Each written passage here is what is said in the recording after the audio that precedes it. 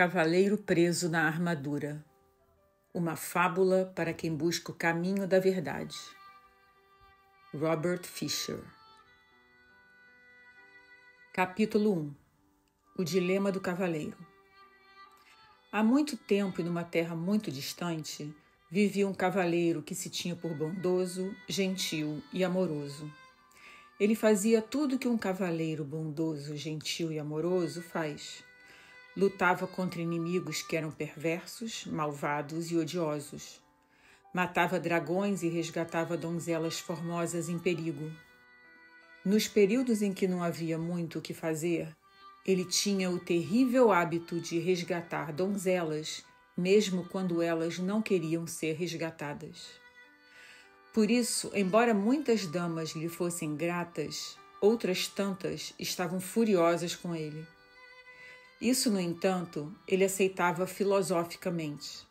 Afinal de contas, não se pode agradar a todos.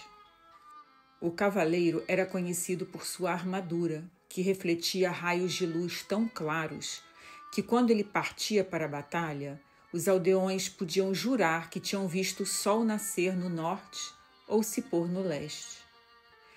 E ele estava sempre cavalgando para batalhar. A mera menção de uma cruzada, o cavaleiro avidamente vestia sua armadura brilhante, montava em seu cavalo e partia em qualquer direção. Tão ávido estava, na verdade, que algumas vezes cavalgava em várias direções ao mesmo tempo, o que não é proeza das mais fáceis. Por anos a fio, esse cavaleiro esforçou-se para ser o cavaleiro número 1 de todo o reino. Sempre havia mais uma batalha a ser vencida, um dragão para destruir ou uma donzela a ser salva. O cavaleiro tinha uma esposa fiel e um tanto tolerante, chamada Juliette, que escrevia lindas poesias, dizia coisas sábias e tinha predileção por vinhos. Também tinha um filho jovem de cabelo dourado, Christopher. O cavaleiro esperava que um dia seu filho viesse a se tornar um corajoso cavaleiro. Juliette e Christopher pouco viam o cavaleiro, pois quando não estava no campo de batalha matando dragões ou resgatando donzelas, estava ocupado experimentando a armadura e admirando o lustre dela. Com o passar do tempo, o cavaleiro tornou-se tão enamorado de sua armadura que começou a usá-la para jantar e muitas vezes para dormir. Algum tempo depois, ele nem mais se importava em tirá-la. Pouco a pouco, sua família se esqueceu de sua aparência sem a armadura. Às vezes, Christopher perguntava à sua mãe como era seu pai. Então Juliette levava o menino até a lareira e apontava para um retrato do cavaleiro acima dela. "Olhe o seu pai", ela suspirava. Uma tarde, enquanto contemplava o retrato, Christopher disse à sua mãe: "Queria poder ver o papai em pessoa." "Você não pode ter tudo", exclamou Juliette. Sua impaciência aumentava por ter apenas uma foto para lembrar o rosto de seu marido, e ela estava cansada de ter seu sono perturbado pelo ranger da armadura. Quando estava em casa e não totalmente envolvido com a armadura, o cavaleiro costumava proferir monólogos sobre seus atos de heroísmo. Raramente Juliette e Christopher conseguiam lhe dirigir a palavra. Quando faziam, ele os interrompia, fechando a viseira ou indo abruptamente para a cama. Um dia Juliette desafiou o marido. "Penso que você ama essa armadura mais do que a mim." "Isso não é verdade", respondeu o cavaleiro. "Será que não a amo o bastante? Eu a resgatei daquele dragão e a coloquei nesse elegante castelo com pedras de parede a parede." "O que você amou", disse Juliette, mirando através da viseira para poder ver os olhos do cavaleiro, "foi a ideia de me resgatar. Você não me amava de verdade naquela ocasião e não me ama de verdade agora." "Eu amo você de verdade", insistiu o cavaleiro, abraçando-a desajeitadamente em sua armadura fria e dura e quase quebrando as costelas dela. "Então tire essa armadura para que eu possa ver quem realmente você é", exigiu ela.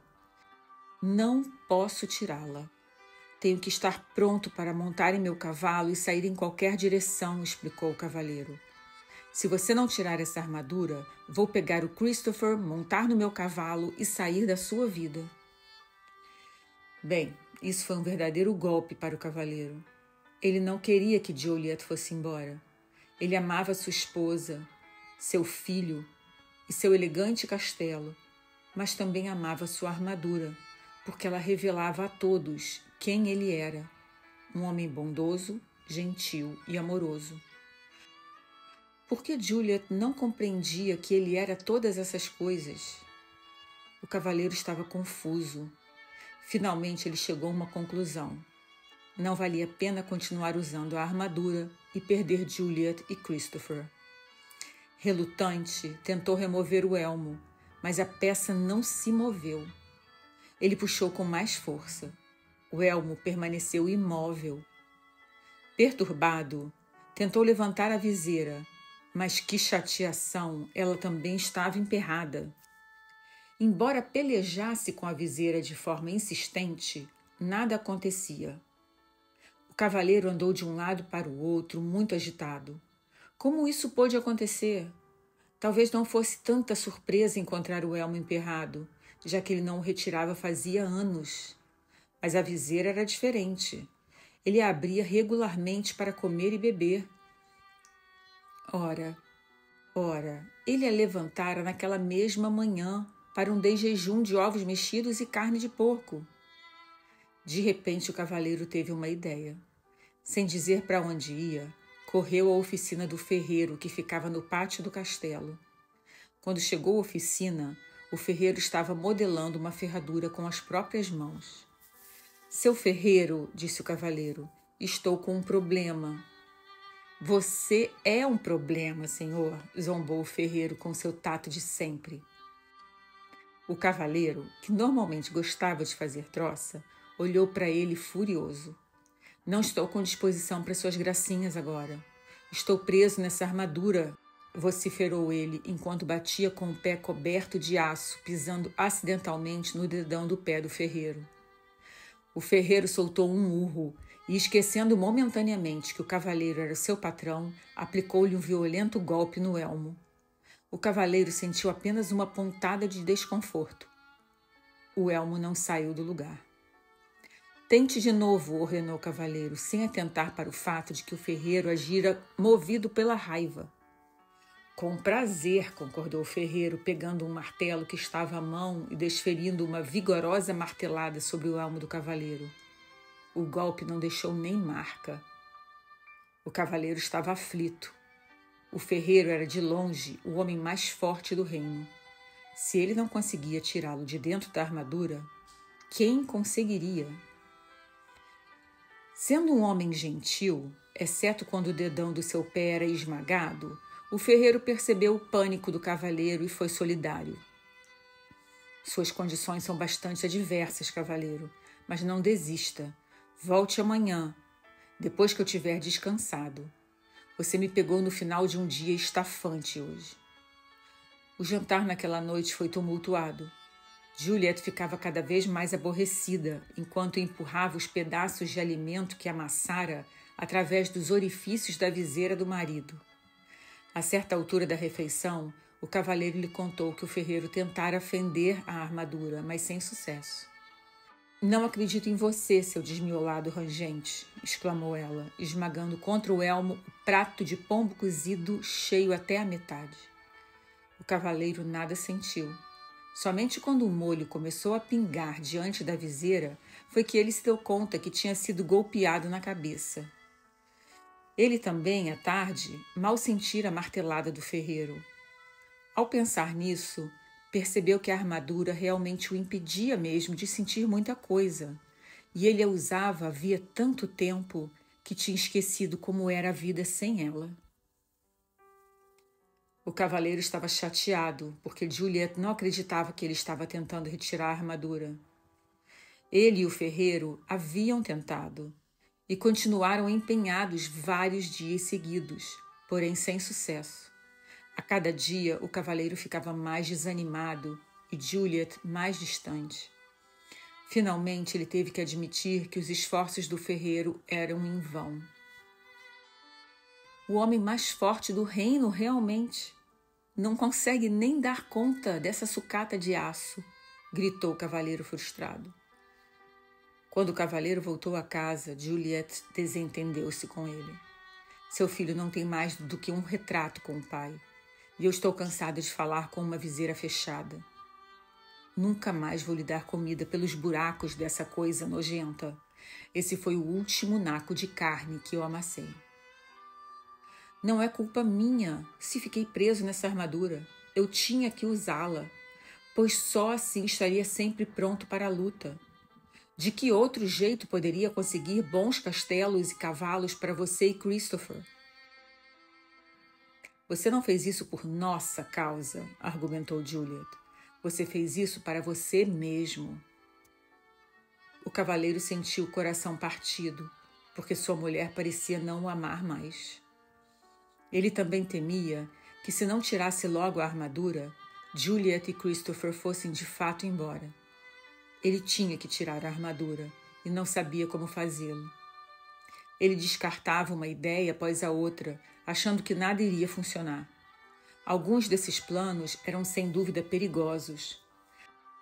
Sabia que qualquer cavaleiro que pensasse em retirar sua armadura derretendo-a com uma tocha, congelando-a ao pular no fosso enregelado que circundava o castelo, ou explodindo-a com um canhão, precisava muito de ajuda.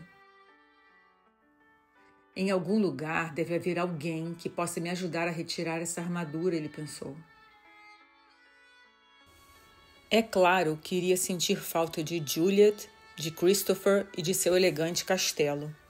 Ele também receava que, na sua ausência, Juliet pudesse se enamorar de outro cavalheiro, alguém disposto a retirar a armadura na hora de dormir e a cumprir seu papel de pai para Christopher. Todavia, o cavaleiro tinha que partir. Então, certa manhã bem cedo, montou em seu cavalo e saiu cavalgando.